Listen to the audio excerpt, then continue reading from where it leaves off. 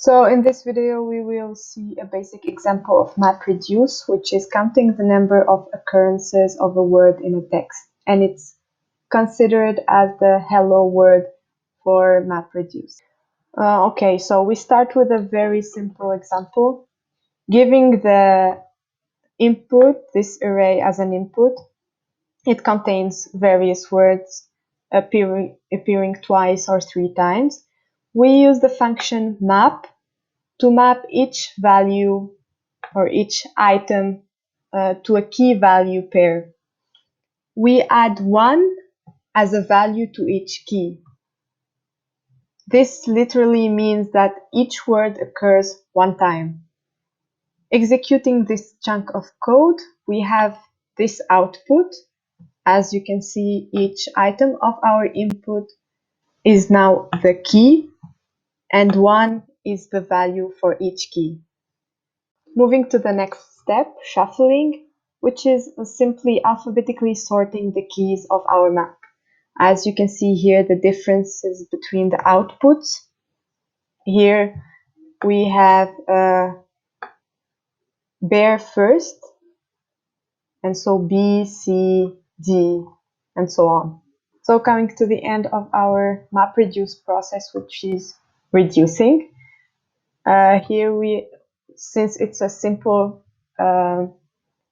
example, we only needed to use the function lambda to group our items by key.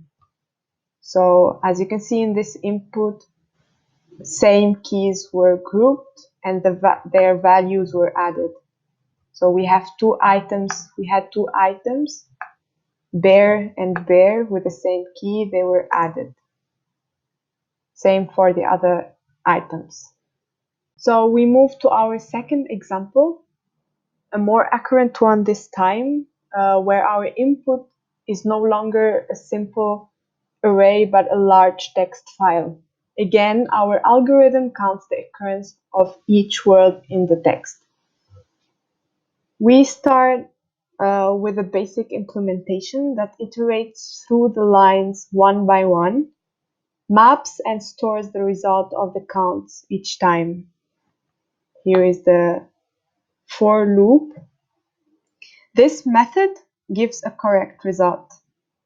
But the problem is that the bigger our input file is, the lower the processing time will be. So let's see the difference between the regular approach and the MapReduce approach. Again, it's the same steps. We start with mapping, which is associating every word key to a value, which is 1 in our case. You would notice that the code didn't change much, but instead of storing our results in a dictionary structure, like earlier, we created an output file where we will store our mapping results. You can notice by looking at the resulting file that we created that not the whole file was read. We just read a line at a time, map the whole words in the line, then read the next line, and so on. Now for the shuffling step, and unlike the simple in-memory method where we use the sorted function, in larger cases, we need to implement a different solution to avoid memory issues. So once again, we created a temporary sorted file in which we group our intermediate values. And as expected, here is our resulting sorted file where our words are alphabetically sorted and grouped. So now we get to our final step, which is reducing.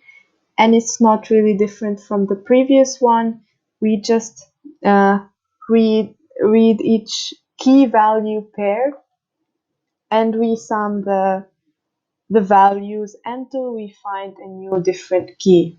And if we run our last chunk of code, with no surprise, we will find the same result. The only difference is that on larger